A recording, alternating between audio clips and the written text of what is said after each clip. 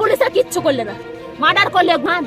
ও তো মুখ্যমন্ত্রী মেয়াগর তৃণমূলের প্রধান, ও বলতে আমার না পার্টি করবে, আমার প্রশাসন করবে, আমার থানা করবে। আজ থানা কি করলে বলেন? মানে ওর দলে মিশতে হবে, ওর সঙ্গে থাকতে হবে। আমরা অনুব্রত মণ্ডলের দল করি।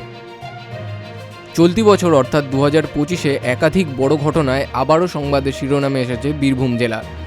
ক্ষমতাসীন দলের অভ্যন্তরীণ কোন্দল ও গোষ্ঠী সংঘর্ষের জেরে এই জেলার আইন শৃঙ্খলা পরিস্থিতি নিয়ে নতুন করে গভীর উদ্বেগ সৃষ্টি হয়েছে।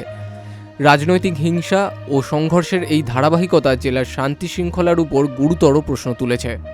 প্রথমেই চলতি বছরের ফেব্রুয়ারি মাসে বীরভূমের কঙ্কালীতলা এলাকায় তৃণমূল কংগ্রেসের এক স্থানীয় কর্মীকে নির্মমভাবে হত্যা করা হয়।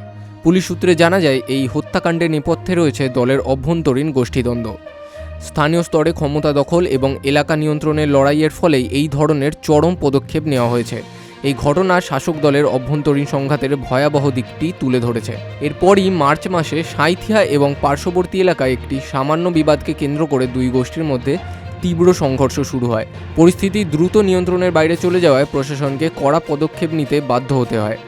আইন শৃঙ্খলা পরিস্থিতি নিয়ন্ত্রণে আনতে এবং গুজব ছড়ানো বন্ধ করতে জরুরি ভিত্তিতে ইন্টারনেট পরিষেবা স্থগিত করতে হয়।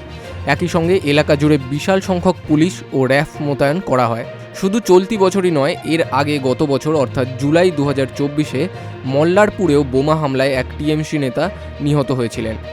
সেই ঘটনার তদন্তেও অভ্যন্তরীণ কোন্দলের ইঙ্গিত পাওয়া যায়।